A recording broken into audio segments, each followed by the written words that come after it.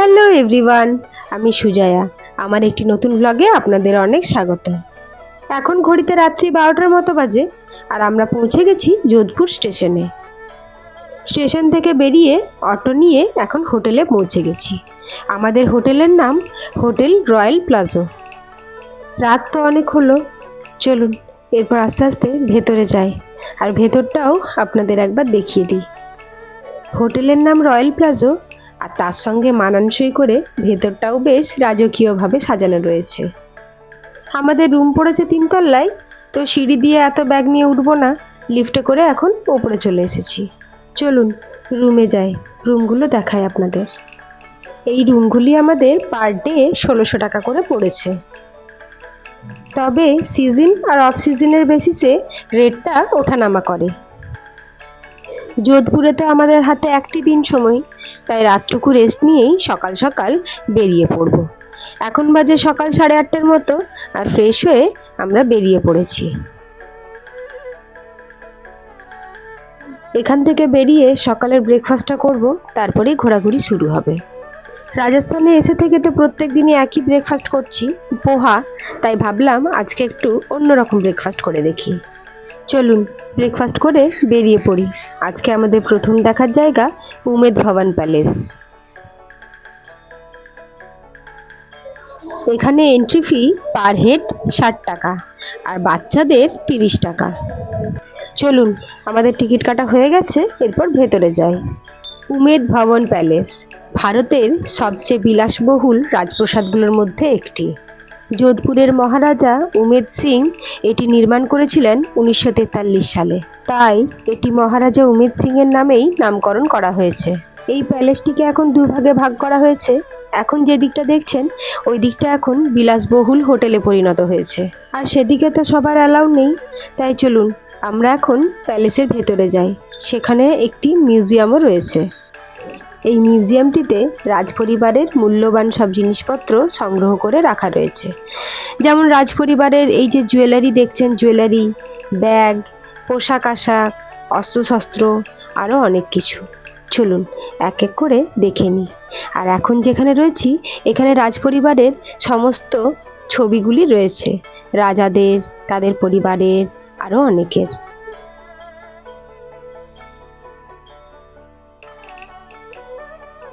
এছাড়াও রয়েছে রাজাদের খেলার সামগ্রী, শিকার করার সামগ্রী, আরও অনেক কিছু। আরও একটি ব্যাপার বিশেষ করে চোখে পড়ল, এটি হলো প্রাচীন ঘড়ির সংগ্রহ। এখানে আবার 2 ধরনের ঘড়ি রয়েছে, একটা চাবি দেওয়া আর একটা চাবি দেওয়া নয়। যেগুলো চাবি দেওয়া সেগুলো নাকি চাবি দিলেই সারা বছরই চলে। বিশেষ করে মিউজিয়ামের এই অংশটি আমার বেশ ভালো লেগেছে। বর্তমানে এই প্যালেসের একটি অংশে রাজা গজ সিংয়ের পরিবার এখনও বসবাস করেন। এই বিশাল প্যালেসটি সোনালি বেলে পাথর দিয়ে তৈরি করা হয়েছে, আর এখানে প্রায় 347টি রুমও রয়েছে। এখানে রাজপরিবারের একটি গাড়ির সংগ্রহশালাও রয়েছে, যেখানে রোলস রয়েলস ক্লাসিক গাড়ির সংগ্রহ করা রয়েছে। আর মিউজিয়ামের এই অংশটি তো জিশানের সবথেকে প্রিয়। চলুন এখান থেকে বেরিয়ে যাব পরের জায়গা দিকে। এখন যে জায়গাটিতে দাঁড়িয়ে আছি, এটি যোধপুরের মেন মার্কেট বলতে পারেন।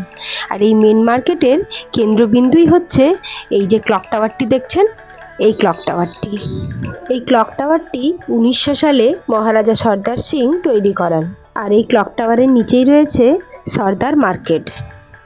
চলুন এখান থেকে বেরিয়ে যাব আজকের পরের দেখার জায়গা তুর্জি কি ঝাল্লা।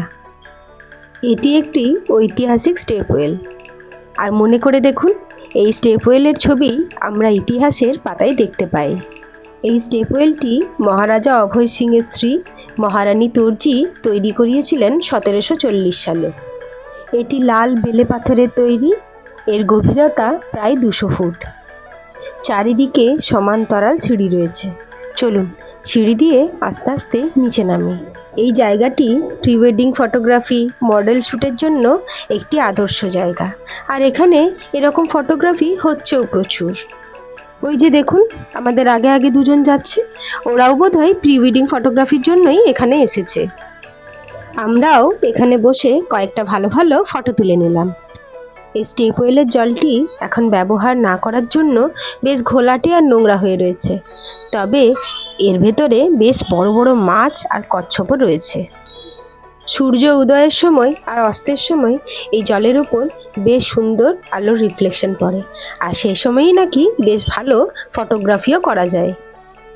এখানে বসে থাকতে তো বেশ ভালোই লাগছে, তবে আমাদের তো বসে থাকলে হবে না, হাতে খুব সময় কম, তাই এখান থেকে বেরিয়ে যাব আজকে পরের দেখার জায়গা। আমাদের আজকের পরের দেখার জায়গা যশবন্ত থাড়া। এখানে নামতেই দেখি পাশে একটি সুন্দর লেক রয়েছে, আর এই লেকে নাকি সময় বিশেষে অনেক পাখির আনাগোনাও হয়। চলুন মাথা পিছু 30 টাকা করে টিকিট কেটে ভেতরে ঢোকা যাক। এখানের কিছু লোকাল মানুষ এরকম এখানে গান পরিবেশন করে থাকেন। গানের সঙ্গে সঙ্গে বাচ্চাটি কি সুন্দর নাচ করছে দেখুন। চলুন এগিয়ে যাই, সিঁড়ি দিয়ে ওপরে উঠি। এটি যোধপুরের একটি রাজকীয় স্মৃতিসৌধ, যা মার্বেল দিয়ে তৈরি করা হয়েছে, তাই একে অনেকেই মিনি তাজ বা রাজস্থানে তাজমহলও বলে।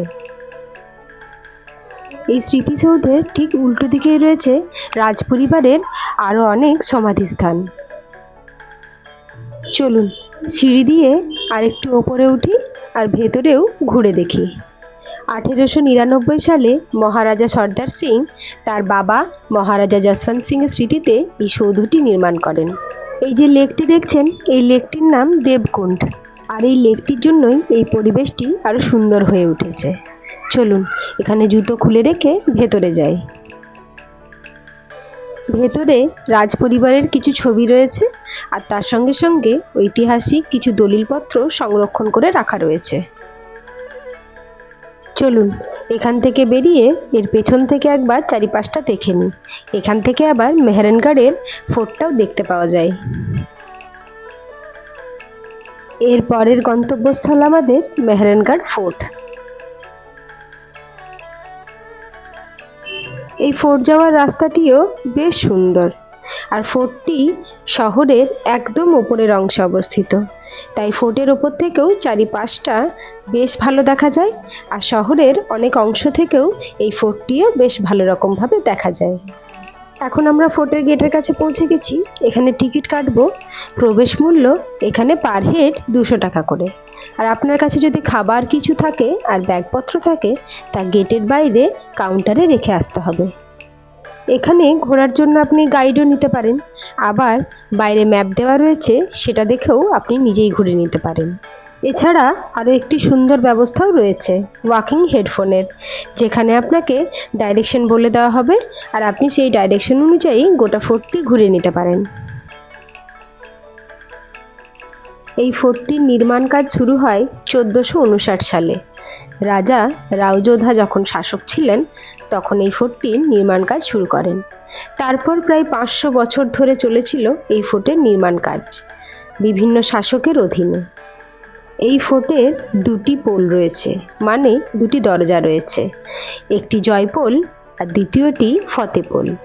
এখন আমরা জয়পোল পার করে এসেছি, আর এখানে এসেই দেখি সেই দরজাটি একজন খুব সুন্দরভাবে এখানে বসে ড্রয়িং করছে, আর সেটা দেখেই আমরাও থমকে দাঁড়িয়ে গেলাম। জিশান্ত একবার যেখানে দাঁড়াচ্ছে সেখান থেকে আর নড়তে চায় না, কিন্তু কি করব, আমাদের হাতে তো সময় কম, তাই আমরা ওকে টেনে নিয়েই এক প্রকার সেখান থেকে এগিয়ে চললাম। এই ফোর্টটির চারিপাশে একটি দেওয়াল ঘিরে রয়েছে, যে দেওয়ালটি প্রায় 5 কিলোমিটার ধরে রয়েছে, আর দেওয়ালটির উচ্চতা প্রায় 54 মিটার। আর এই ফোর্টের চারিপাশে রয়েছে 7টি দরজা। আর ফোর্টের ভেতরের এই দেওয়ালগুলি দেখছেন, এগুলো প্রায় 35 মিটার উঁচু। যেতে যেতে এই দরজাটি চোখে পড়ল। দেখুন কিভাবে তৈরি করা হয়েছে। বাইরে শত্রুদের আক্রমণের হাত থেকে রক্ষা করার জন্য দরজাগুলি এভাবেই তৈরি করা হতো। এই ফোর্টের ভেতরে সুন্দর একটি মিউজিয়ামও রয়েছে, যেখানে রাজস্থানের ইতিহাস, রাজকীয় পোশাক, অস্ত্রশস্ত্র, রাজপরিবারের নানা স্মৃতিচিহ্ন রাখা রয়েছে। এখন যেখানে ঢুকেছি সেখানে নানা ধরনের পালকির সমাহার রয়েছে।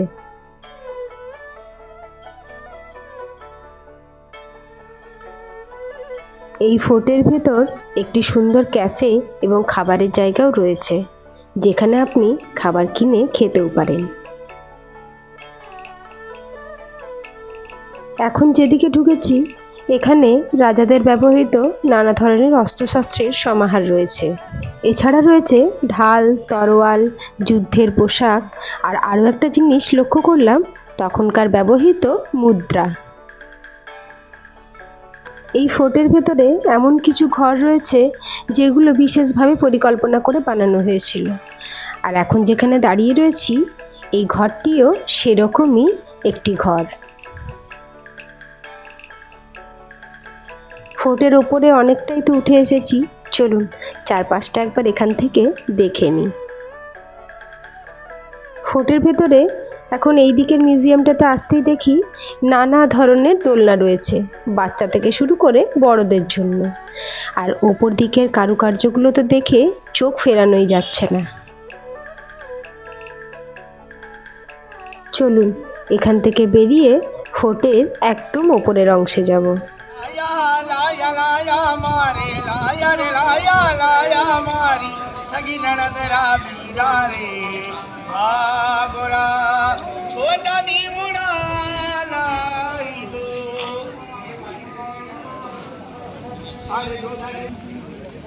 এখন চললাম ফোর্টের একদম টপে, যেখান থেকে পুরো সিটিটা দেখা যায় চারিপাশটা। এখন পৌঁছে গেছি ফোর্টের একদম ওপরের অংশে, আর এখানে এসে দেখি তখনকার দিনে ব্যবহৃত অনেক কামান রাখা রয়েছে। যদিও এখন আমাদের কাছে এগুলো শুধুমাত্রই শোপিস। ভাবুন তো, এই কামানগুলি একসময় ব্যবহার করা হয়েছে। জিশানের গাড়ি কিন্তু এখানেও থেমে নেই।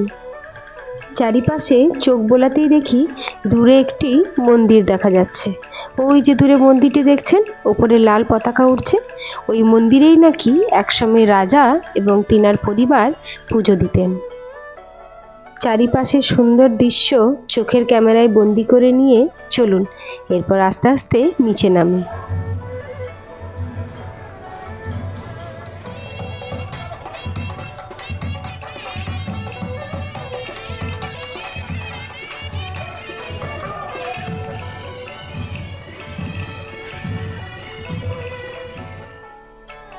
চলুন, দুপুর থেকে বিকেল গড়িয়ে এলো। আজকের আমাদের শেষ দেখার জায়গা মন্দোর গার্ডেন। এখানে ঢুকতে আপনাকে পার হেড 30 টাকা করে টিকিট কেটে নিতে হবে, আর আমরাও টিকিট কেটে ঢুকে পড়লাম ভেতরে। ভেতরে ঢুকতেই দেখি দুদিকে সবুজ বাগানে ঘেরা, আর প্রচুর হনুমানও ঘুরছে, কিন্তু তাদের থেকে খুব সাবধান। এই টয় ট্রেনে চাপার জন্য আলাদা করে টিকিট কাটতে হবে, তবে টয় ট্রেনটি এখন কিছুক্ষণের জন্য বন্ধ রয়েছে, রিপেয়ার চলছে। এই টয় ট্রেনে করে আপনি পুরো পার্কটা ঘুরে দেখতে পারেন। আর বাচ্চারা তাতেই চেপে কয়েকটা ফটো তুলে নিল। মন্দোর একটি অনেক পুরনো শহর, যা যোধপুর থেকে 9 কিলোমিটারের মতো ডিস্টেন্স। অনেকেই বলেন মন্দোর নাকি রাবণের স্ত্রী মন্দোদরীর জন্মস্থান। মন্দোর গার্ডেনে রয়েছে একটি সরকারি জাদুঘর, একটি হিরোদের হল, আর 33 কোটি দেবতার একটি হিন্দু মন্দিরও। এখানে সারি দিয়ে পরপর অনেক কটা মন্দির রয়েছে। চলুন এগিয়ে যাই মন্দিরগুলোর দিকে। আমাদের হাতে তো সময় অনেকটা কম, তাই প্রতিটা মন্দিরে ঢুকতে পারবো না, তবে একটা মন্দির বেছে নিয়ে অবশ্যই ভেতরের কারুকার্যটা দেখে নেব। তবে মন্দিরগুলি বাইরে থেকে দেখে প্রতিটা মন্দিরেই ভেতরে ঢুকতে মন চাইছে, কিন্তু কি আর করব বলুন, হাতে তো সময় খুব কম। চলুন এই মন্দিরের ভেতরে যাই। এই মন্দিরগুলির অপূর্ব কারুকার্যের জন্যই এই জায়গাটি এত বিখ্যাত। পাথরের ওপর খোদাই করা এত নিখুঁত কারুকার্য সত্যি আগে দেখিনি। প্রতিটি দেওয়ালের প্রতিটি পিলারের এত সুন্দর নকশা করা হয়েছে যে চোখ ফেরানো যাচ্ছে না। আর তার সঙ্গে প্রতিটি পিলারে দেখুন দেবদেবীর মূর্তিগুলো কত নিখুঁতভাবে খোদাই করা হয়েছে। তবে এই মন্দিরের একদম ভেতরের গেটটি বন্ধ রয়েছে, সেখানে যাবার কোনো উপায় নেই। বাইরে থেকেই চারিপাশটা ঘুরে বেরিয়ে এলাম। আমার ভিডিওগুলি আপনাদের কেমন লাগছে একটি কমেন্টে অবশ্যই জানাবেন, আর যদি ভালো লেগে থাকে একটি লাইকও করে দিন।